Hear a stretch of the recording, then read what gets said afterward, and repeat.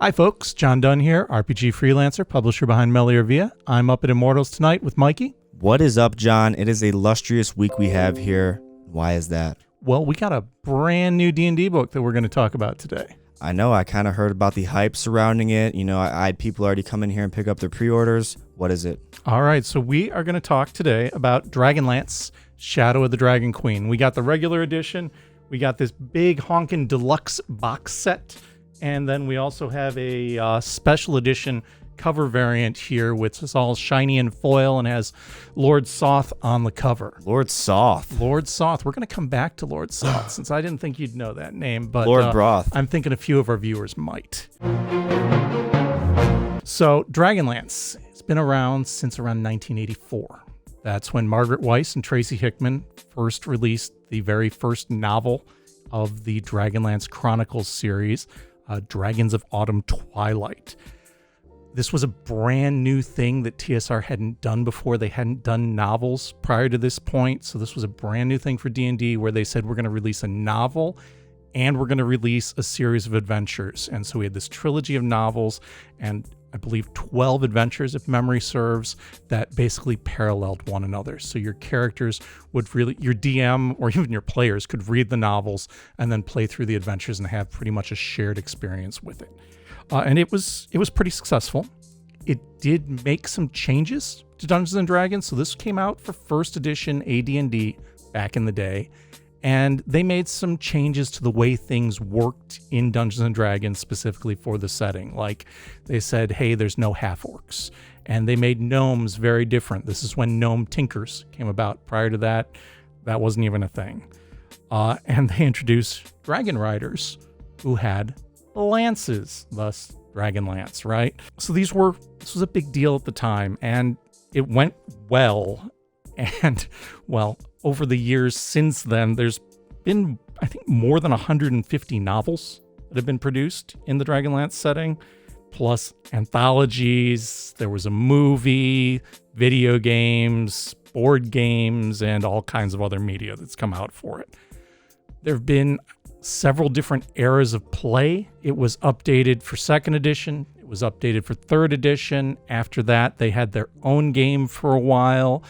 But this is the first official introduction of it for 5th edition D&D. This takes place during the War of the Lance, which is one of the eras of play for Dragonlance and probably the one that has the most devotees of the Dragonlance eras.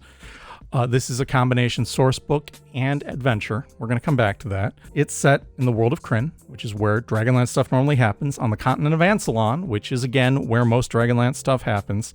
And then they kind of give you more background than I recall seeing previously on the city of Kalaman within the nation of Solamnia. So if you go to Ansalon, you're just going to see people riding dragons all over the place. Well, not at the start of this. Okay. So that's the War of the Lance.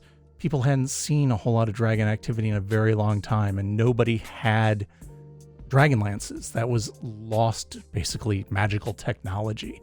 And the War of the Lance brought them back and reinitiated the war between the metallic good dragons and the chromatic evil dragons. And the chromatic evil dragons all answered to Queen Takesis, who we know as Tiamat in most other D&D settings. I've heard of Tiamat. I thought you might have.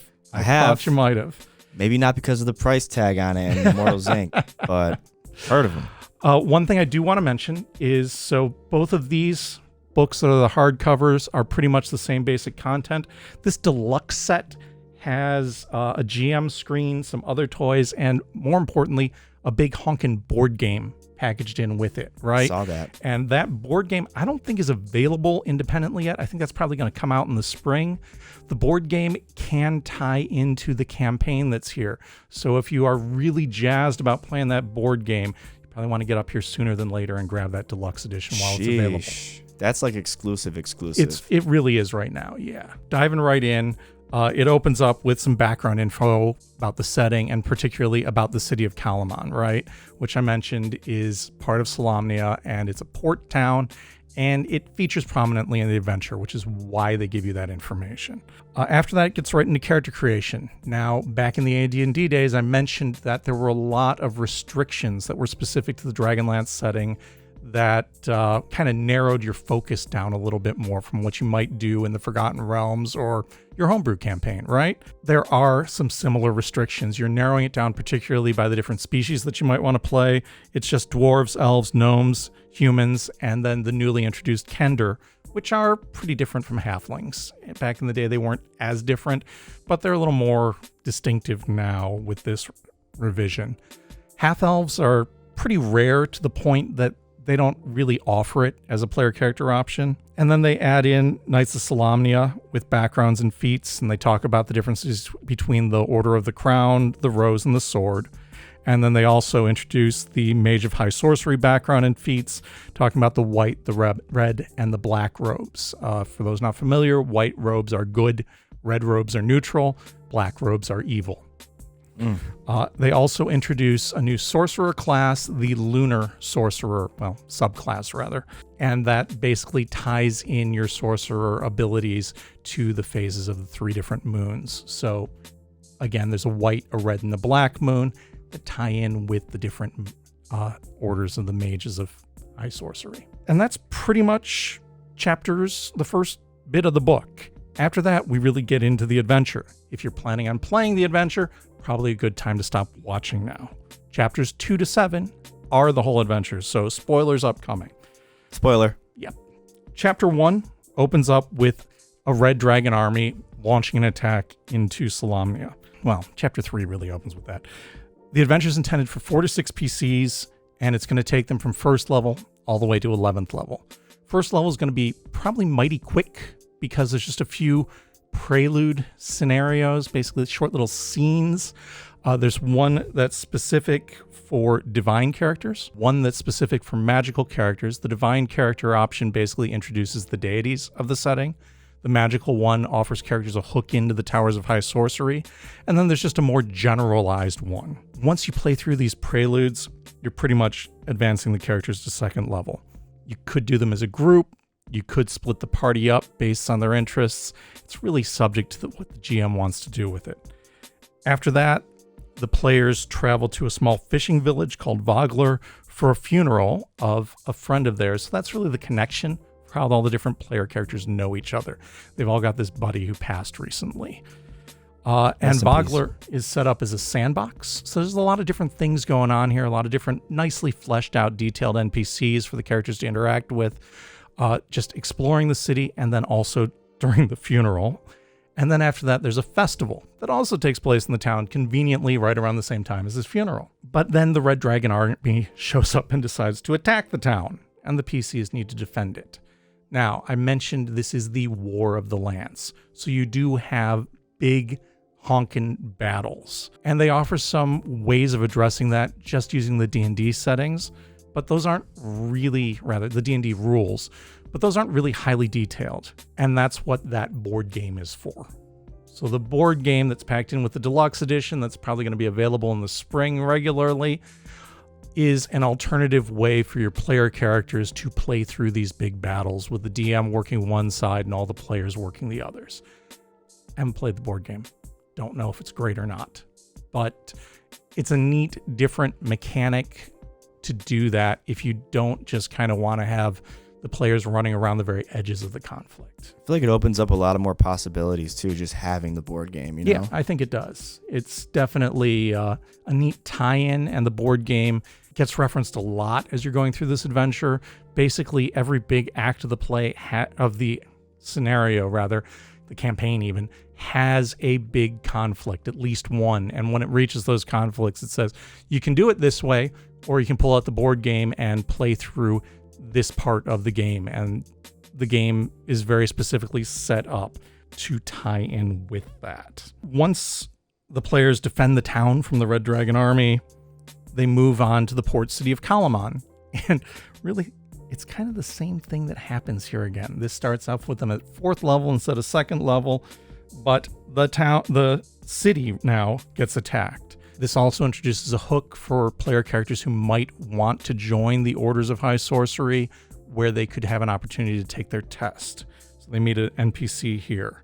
And then agents of Lord Soth show up and kill the city's leaders, and the players need to try and race to stop the Death Knight from recovering some ancient magical flames that are in the dungeons beneath the city.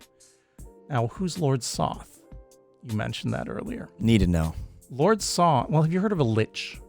No, I mean, kind of. Yeah, but like so a not... lich is like an undead, usually very powerful wizard or cleric. Yeah. Who lived a long life and decided, hey, I really don't want to do this dying thing, so I'm just going to become undead and live forever. Kind of like those dragon priests in Skyrim. You ever hear of those guys? Kind of, yeah. Yeah, they're kind of like the same vibe. Yeah, exactly. It's this incredibly powerful undead spellcaster, right?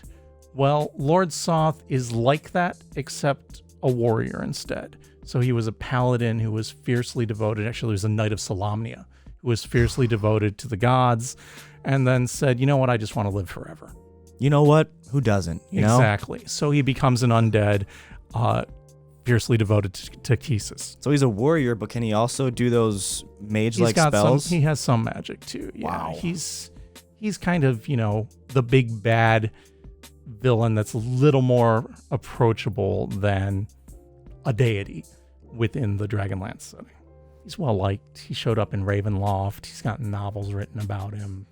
He's got some celebrity hype. Okay. Yeah, he definitely does. After that, the characters go into the Northern Wastes looking for the City of Lost Names, which they've gathered some background info about, and they believe that's where Lord Soth is going to try to use this magical flame that he recovered. At this point, they're probably about 6th level, and there's 11 different locations that are fleshed out for the characters to explore at this point.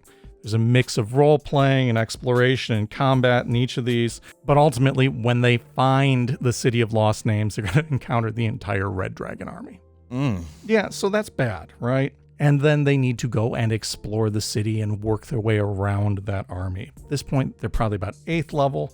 They can explore Onyari, the City of Lost Names, and they find out that this city once soared through the skies.